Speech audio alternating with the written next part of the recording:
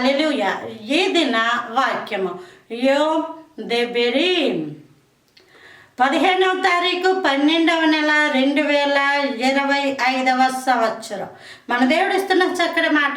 కీర్తనల గ్రంథము 57వ అధ్యాయము 1వ వచనం.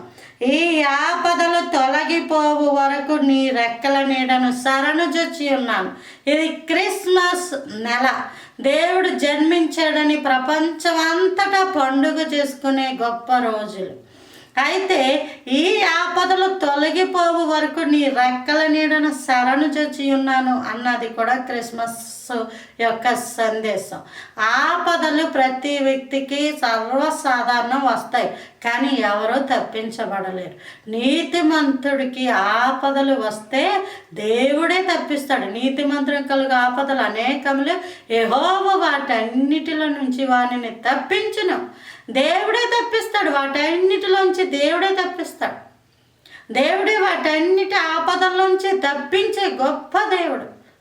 ఈ క్రిస్మస్ నెల దేవుడు మన కోసము జన్మించాడు.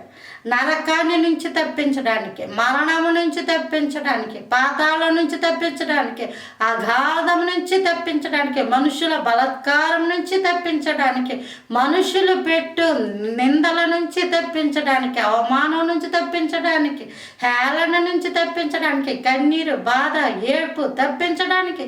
చిన్న బాధ కలిగితేనే మనం తట్టుకోలేం, కానీ దేవుడు మన గురించి సిలువ మీదకి ఎక్కి తాను పరిశుద్ధుడై ఉండి పాపాత్ములలో ఒకడిగా ఎంచబడ్డాడటండి. ఆ రెక్కల నీడ, దేవుడు మనకి ముందుగా ఉండి అడ్డుపడిన ఆ రెక్కల నీడ చేతి కింద మనం దాగుకుని ఉన్నాం. అదే క్రిస్మస్ నెల. మనకు రక్షకుడు ఉదయించాడు.